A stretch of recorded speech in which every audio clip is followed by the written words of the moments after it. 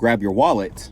And with a quick Google search, she found a true answer for her mechanical issue: wearing a mask or staying at least 6 feet away from the next person. Something as simple as walking down the sidewalk, doing their best to spread the Christmas cheer. Be aware of your surroundings. As the school prepares to resume virtual classes, the matter of consolidating all of those districts into one.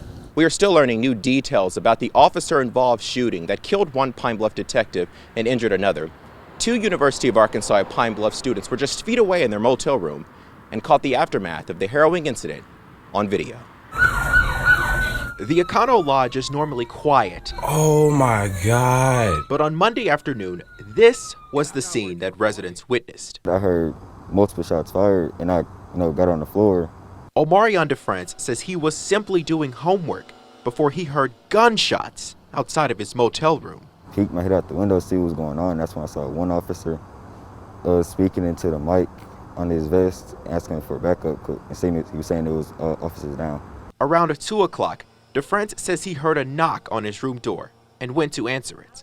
But before I could even get to the door good enough, officers, they were given a master key by the hotel and they unlocked the door, and all I saw was the door swing open and there's a gun in my face.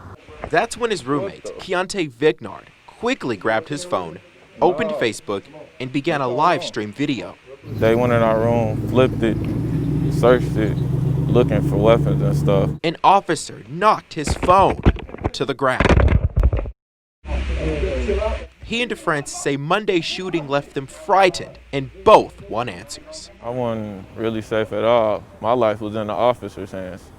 I'm grateful that we're on campus now. Why couldn't we be on campus in the first place? It just devastated my world. Completely devastating. When Kamara Seals started to notice a change in the way her son DeAndre acted, His behavior, his mood, and his temperament. she knew something was wrong.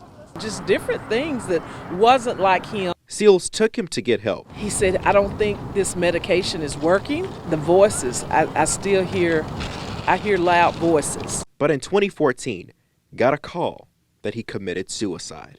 We missed all the signs. Our family just had not educated ourselves on anything related to mental health. She started a mental health awareness group in Pine Bluff. We want to normalize the conversation. We want to help rid the stigma around mental health treatment. Dr. Buster Lackey is the executive director at NAMI Arkansas. Our support groups, we run several support groups across the state, and they've picked up. And he says even in the pandemic, people can still be socially active while staying physically distant. Reach out to your friends, your family, your church, whatever that support group you have. FaceTime, there's all type of platforms out there to use, so you don't have to be alone. Seals wants to send a clear message that no one is alone. If I can prevent other families from going through the tragedy that we went through, it's all worth it. Beyond the city's downtown construction site, the citizens are first priority. One of the things that I did within my first couple months was to survey the community. Dr. Rachel Miller is the executive director of the Arts and Science Center on Main Street, and she says to better serve the community's need for arts and theater, they simply needed more space. The museum only has one studio, and so it's very hard for us to offer multiple art workshops. The center's building for props and costumes was gutted and transformed to the art space on Main. Innovative hands-on space that could be used for a variety of purposes. She also says space next door will be used to allow artists to live there as a hub for creativity and professional work.